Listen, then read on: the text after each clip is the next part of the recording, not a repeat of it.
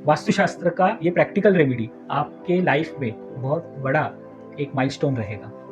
बहुत सी बार ऐसा भी होता है कि आपको एक्सीलेंट रिजल्ट्स आते हैं आपके वर्क रिलेटेड प्रॉब्लम्स में। आप उस पे ओवरकम कर सकते हो, करते हो, और आपको जो प्रमोशन, ग्रोथ है वो ईज़िली मिल सकती है, मिल पाती है। ऐसे भी रिजल्ट्स आते हैं। सो ये क्यों होता है? इसका भी कारण जान लेते हैं।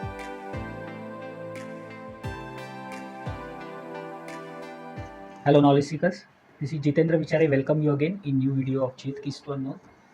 आज के वीडियो में देखते हैं आपके घर में जो जल तत्व है वो कैसे, किस तरीके से आप उसको एक्टिवेट कर सकते हो या फिर मेंटेन कर सकते हो। जल तत्व का नाम लेते ही आपको घर के पानी का पहले विचार दिमाग में आया होगा, लेकिन सिर्फ पानी मतलब जल तत्व नहीं रहता है। जल तत्व है, जल मतलब पानी नहीं है। पानी जल तत्व का एक अंग है, भाग है। जल तत्व मतलब फ्लो। वो फ्लो व्यक्तियों का भी रह सकता है, पानी का भी रह सकता है, एयर का भी रह सकता है, और आपके एनर्जी का भी रह सकता है जो घर में आप मेंटेन कर सकते हो। ये जो जल तत्व है वो अगर खराब होना शुरू हो गया वास्तु में, गृह में, तो कुछ चीज़ें स्टक होना शुरू हो जाता है। जैसे पैसे मिलने की तकलीफ, घर में कम्युनिकेशन प्रॉपरली ना हो पाना, आप जो चीज़ें अचीव करना चाहते हो उसमें बहुत स्ट्रगल करना पड़ता है, ऐसी चीज़ें हो सकती है। सो आज प्रैक्टिकल एक रेमेडी देखते हैं जो टोटली फ्री है, लेकिन सिर्फ वो लेगा आपका टाइम, क्योंकि आपको टाइम निकाल के ये चीज़ करना पड़ेगा। 1-2 महीने में, 6 महीने में एक बार अगर आपने ये रेमेडी शुरू किया तो बहुत सा चेंज आपके लाइफ में होता हुआ दिखेगा आपको। बिल्कुल भी पैसा खर्च करना नहीं है, लेकिन सिर्फ टाइम निकालना है आपके सभी फैमिली मेम्बर्स को। क्या करना है, रेमेडी क्या है, उपाय क्या है? सिंपल, आपके घर में जो फर्नीचर रहता है वो फर्नीचर शिफ्ट करते रहना है। भगवान का जो टेम्पल रहता है वो आप मत लाइए, बाकी सब जो फर्नीचर रहता है घर में वो आप शिफ्ट कर सकते हो यहाँ वहाँ। और आपको ये रिजल्ट आएगा कि जब भी शिफ्ट करते हो तभी आपको थोड़ा अच्छा लगता है, कुछ नया लगता है। आपकी थॉट प्रोसेस क्लियर होना शुरू हो जाता है, आपका जो तकलीफ है वो धीरे धीरे कम होना शुरू हो जाता है, आपको नए ऑप्शंस इजीली सामने आ जाते हैं। बहुत सी बार ऐसा भी होता है कि आपको एक्सीलेंट रिजल्ट्स आते हैं आपके वर्क रिलेटेड प्रॉब्लम्स में। आप उस पे ओवरकम कर सकते हो, करते हो, और आपको जो प्रमोशन, ग्रोथ है वो ईज़िली मिल सकती है, मिल पाती है। ऐसे भी रिजल्ट्स आते हैं। सो ये क्यों होता है? इसका भी कारण जान लेते हैं।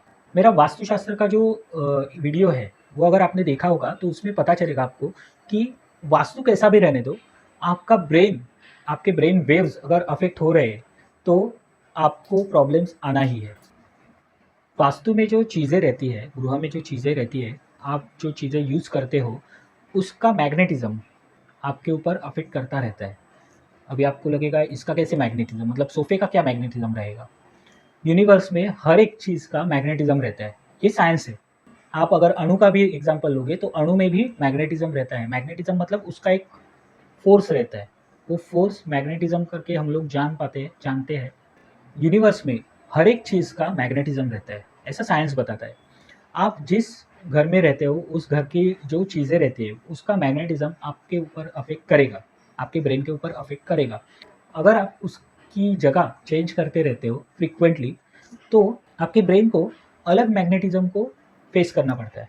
उसकी वजह से ब्रेन की बहुत सी चीज़ें एक्टिवेट हो सकती है अलग-अलग मैग्नेटिज़्म को फेस करने की वजह से, जिसकी वजह से ब्रेन का पावर धीरे-धीरे ऑटोमेटिकली बढ़ जाता है। ये जल तत्व को दर्शाता है। जल तत्व मतलब फ्लो। फ्लो, एनर्जी का फ्लो, मैग्नेटिज़्म का फ्लो आप चेंज कर रहे हो, उसकी वजह से आपका ब्रेन पावरफुल होना शुरू हो जाता है।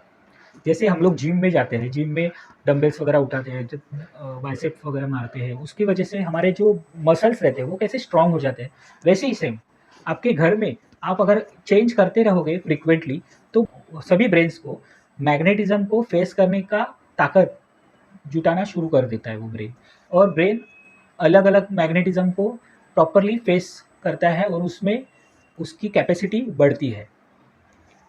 बहुत सी बार ऐसा हो सकता है कि अगर आपने फर्नीचर चेंज किया और आपको डिस्टर्बेंस फ़ील होना शुरू हो गया है, या फिर आपको कुछ अजीब लग रहा है, अच्छा नहीं लग रहा है।